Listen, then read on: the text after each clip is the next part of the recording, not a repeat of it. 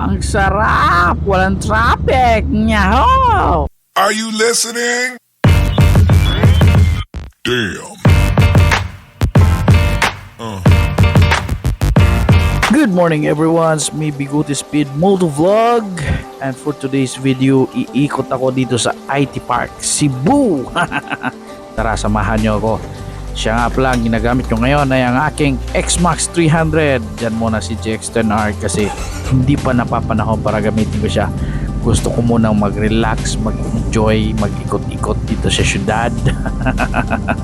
Ayan na guys, palabas na ako. Kita mo naman may tripod pang nakaabang. Siya nga pala mga kabiguti, matagal-tagal na rin hindi ako nakapag-ride kasi umuwi kami ng Mindanao. Tapos mahaba yung bakasyon namin doon kaya hindi ako nakapag-rides talaga. Alam mo yung feeling na parang baguhan ka na rider.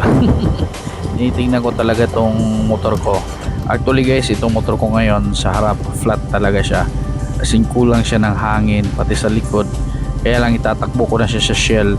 Doon ako magpapahangin kasi pag dito sa bahay papawisan pa ako medyo malapit-lapit lang yung shell sa amin, kaya punta muna ako doon. Doon na rin ako magpapagas para sulit na yung lakad ko. Isang bagsakan na lang. Ganito pala siya no, pagka flat yung tire mo, ang hirap palang iliko, ang hirap dalhin. Unsafe talaga guys pag yung tire mo kulang ng hangin, kaya hirap kasi siyang i-maneuver.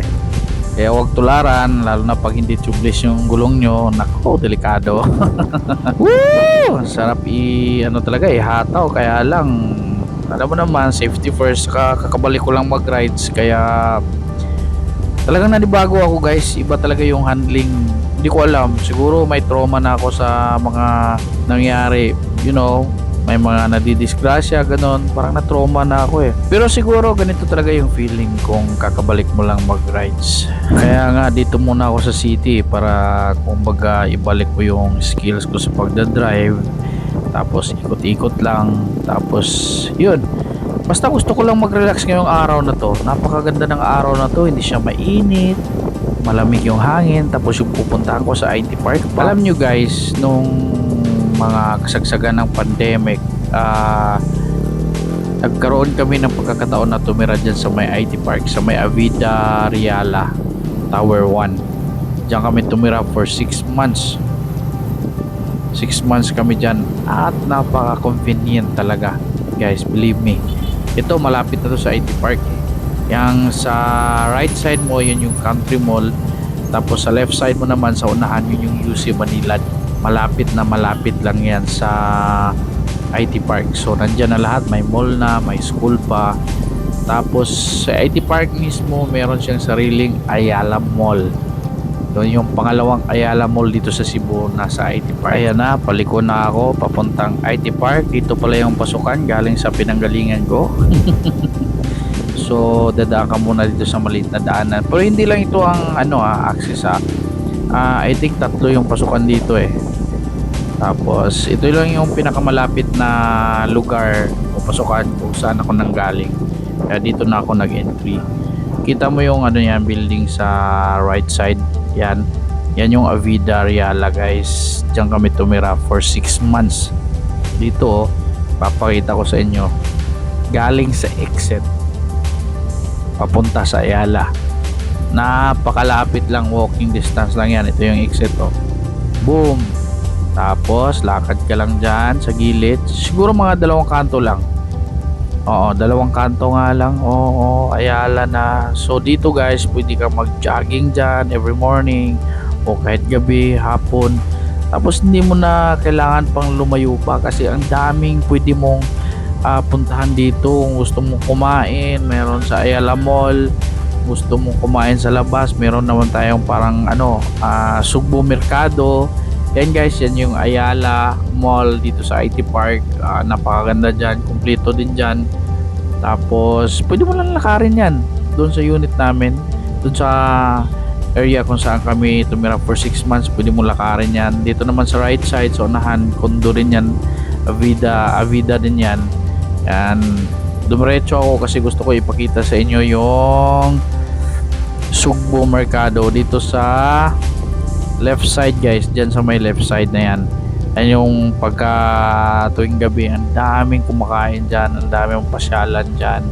Tapos dito naman Andyan na yung andyan na yung parkingan ng mga bus going to south, I think going north also at the same time. Andyan na lahat. Kung diyan ka nakatira, kung saan mo gustong pumunta, nandyan na lahat. Hindi ka na lalayo pa. Yan ka powerful yung IT Park, guys. So kita mo naman, no. Gusto mo uminom, may inuman dyan. Kung gusto mo pizza, meron. Kumpleto nga mall nga Tsaka siya, talagang gusto mo mag-business, pwede rin dyan. Pwede ka makapag-business dyan, no? Kita mo naman yan, no? So, umikot lang ako sa Ayala. Ito sa kabilang side na to. Woo! Dito nga pala ako dumadaan, guys. Pagka umakit ako ng Trans Central Highway o tinatawag dito sa Cebu na TCH. Dito ako dumadaan dyan. Sa dulo na yan, dyan ako lumalabas. Kaya lang ngayon hindi ako pupunta doon sa TCH. Baka bukas ng madaling araw or 6 in the morning pupunta ako doon. Abangan nyo kami.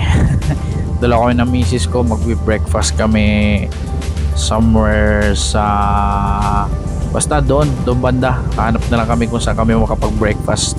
Gusto ko mag long ride bukas kaya lang quick lang kasi meron pa kaming lakad sa hapon. Ayan guys ang ganda, no? Yan mga building sa IT Park, kita mo naman yan. So guys, hindi ako masyadong mahilig dati sa city living, pero nung nagkaroon na ako ng pagkakataon na tumira dito, sabi ko sa sarili ko, ang ganda pala. Kasi alam ko kung bakit dito ako tumira. Diyan yung entry going to the parking lot sa Avida Riala. So first time kong bumalik dito, yung guard kilala pa ako, kaya dumiretso na ako. Kita mo naman yan, Kaya lang nagkamali ako ng parking dyan kasi dapat pala doon pa ako sa taas. So isang up lang ako, akala ko yun na kasi may number na. At taka ako nung bumaba ako, iba na yung nung binaba ako na parking area, wala doon yung motor ko. Nagtaka ako kasi doon ko pinark talaga may number kaya lang sabi ko subukan ko nga sa isang floor pa. Nung umakit ako sa isang floor pa, yun na pala andun lang yung motor ko nakatambay. Buti na lang guys, yung parking lot o yung slot ng parking walang gumamit. Kung hindi, naku, lagot, nakalak pa yung motor ko. Yan dyan ako nagpark. Yan pareho talaga dun sa parking ko, kaya nakalimutan ko isang palapag pa pala. Sus, atom ako, buti walang may-ari dyan. Ayan na guys, yan medyo nag-ayos na ako dyan kasi gusto ko pumunta sa pool, gusto ko mag-relax dun sa taas, gusto ko nga maligo kaya lang hindi ako nakapagdala ng pangligo. Ayan yan na guys, naglalakad na ako. Ito pala yung parking lot ng Avida Riala dyan, tapos may elevator na yan doon. So ganito ka convenient kapag nasa condo ka nakatira. Andyan na lahat, groceries, gusto mo mag-relax, mag-swimming, mayroon kang swimming pool, walang bayad, diretso ka na lang. Kung may anak ka, talagang enjoy na enjoy kasi kahit araw-arawin mo mag-swimming yung anak mo, pwede rin sila maglaro dyan sa playground. Dalawa yung swimming pool dito nasa ground floor ata yun, tapos dito naman ito yung sa first floor. Ayan guys, kita mo naman yan, infinity yan. Kita mo yung view. Dati dito talaga ako nagre-relax kasi mahangin dito at saka may park pa yan. Papunta ako sa park ipapakita ko sa inyo yung park kung gaano siya kalaki.